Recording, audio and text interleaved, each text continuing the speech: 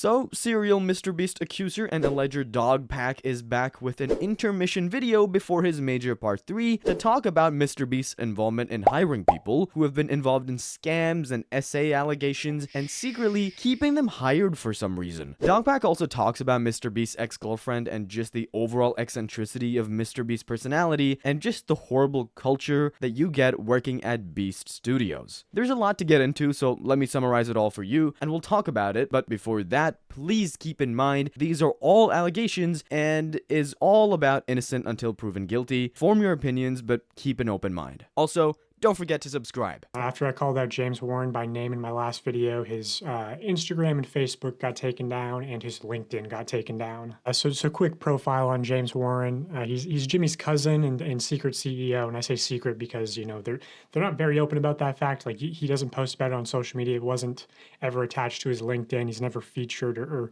really referenced anywhere. I heard that he's very aggressive. I've heard him referred to as a psychopath who screams at people and hits his girlfriends.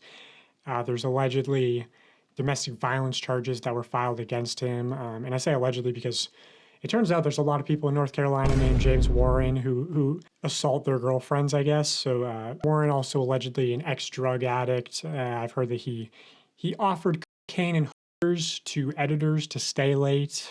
The first section of the video talks about this guy called James Warren, who was involved in a massive Ponzi scheme with his business partner, who happened to be indicted for it. Him and his partner, Joshua Hutchins, were basically just defrauding old ladies, with one testimony coming out in the court documents of Joshua's court hearing about how they essentially scammed this one woman out of almost $1.5 million.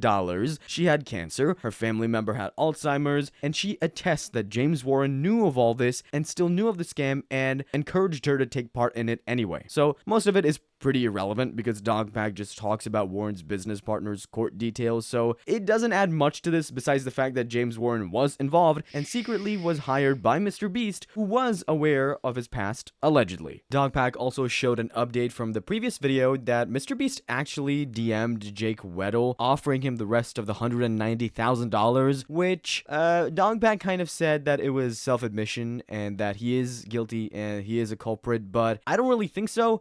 He said in the rest of the message that he doesn't really care if Jake Weddle says this to the public or if anybody sees this. He just wants it to be done. He wants him to be okay, and he apologized for the distress that he caused and offered the full amount of money without, you know, no strings attached. So it's $190,000 as well. I think they can afford to lose that to mitigate some bad publicity. But by 2017, LaQuia Hill was running an adult entertainment event business in San Francisco called LaQuia Hill Entertainment.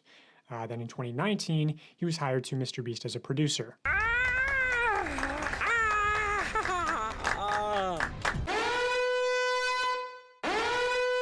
Our party evolved into this place where, you know, you have the drag queens, the muscle daddies, the bears, the twinks, the posh boys. Now, I'm all for personal freedoms. I believe adults should be able to do whatever they want.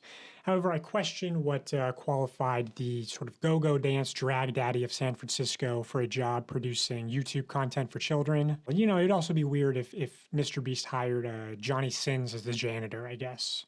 It's not the real issue, though. The issue is that in late 2021, he was allegedly fired for sexually assaulting his assistant. Pretty big focus on the entire video. MrBeast ended up hiring this guy called LaQuia Hill as COO, also a good friend of James Warren, who used to work in the adult entertainment industry. And as DogPack put it is definitely weird to hire a CEO degenerate to produce kids' content. The real problem, though, is he was fired for essaying his assistant, but not actually fired, but secretly moved to working at the dubbing company MrBeast was working with called Unilingo. Fired in quotation marks because he was actually quietly moved to the dubbing company, which was Unilingo at the time.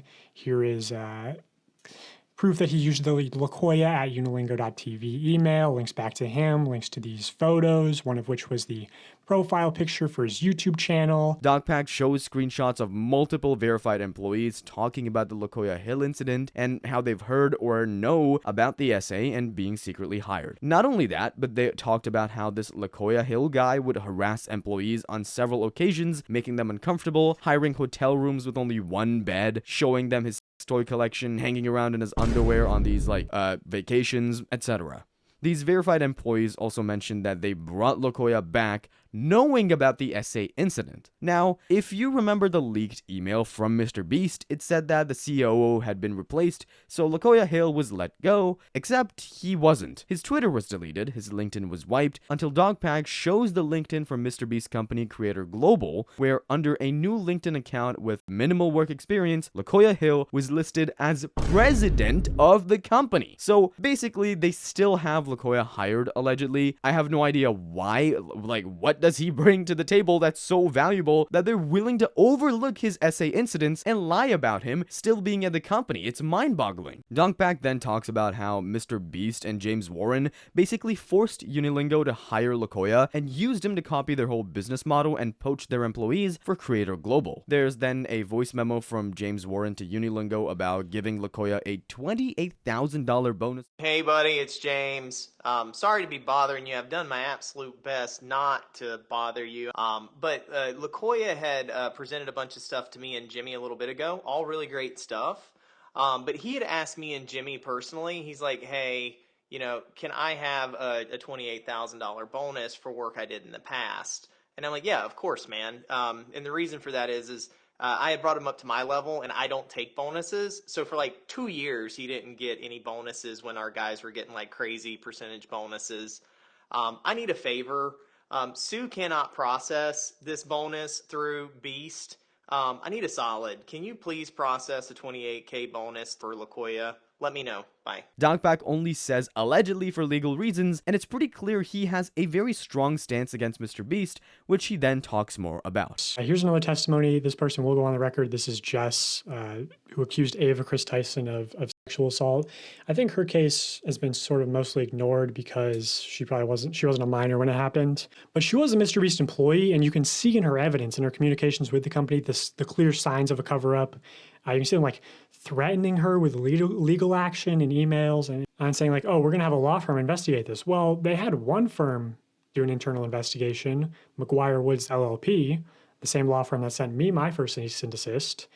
But then they hired, I guess, Harvey Weinstein's legal team, allegedly, to re-review everything. So I guess they weren't happy with the results of the first internal investigation, allegedly, to internally investigate LaKoya Hill's sexual misconduct. So why don't you make that report public, Jimmy? DogPack starts off the last part of this video talking about employees' experiences with the work culture at Beast Studios. He got a testimony from a female worker that she was told not to be in a room alone with higher-ups and people in certain positions of power at least once a week, and was subjected to inappropriate questions, and some worker literally asked her what she would do if she was assaulted by Jimmy, and pretty much that men would comment on female bodies all the time, and that if you brought it up to HR, you'd be seen as somewhat of a Debbie Downer, a negative Nancy, a sensitive Sally, if you will. This is all because the HR would be run by MrBeast's mom, and she'd keep it all quiet, like there was no written policies, there was no set policies of the company. DogPack then moves on to showing hints of cover-ups of the company. For example, the girl who accused Ava of SA, her name was Jess,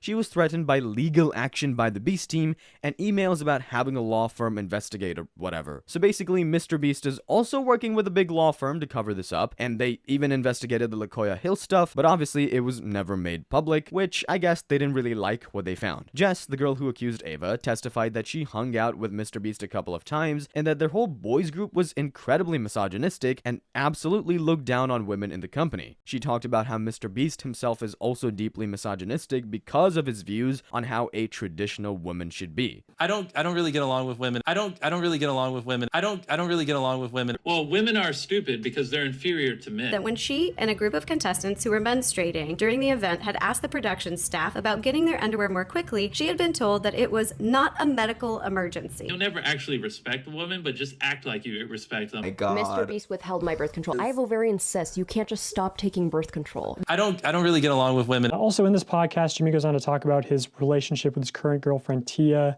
in very weird ways, in my opinion. For us now, like, an idea of a date is just to like take an IQ test and then study and see if we can get a higher. An idea of a date is just to like take an DogPack also played old clips of Jimmy making misogynistic jokes, which I think is unfair because they're old and they're not really up with the times. So this is all still very, very alleged, and we gotta keep in mind that when MrBeast releases his response to everything, we compare the facts and details from both sides objectively, because This is some really sensitive stuff, and it could ruin either side very, very heavily. Let me know down below how you think this affects LeBron's legacy. Bye bye.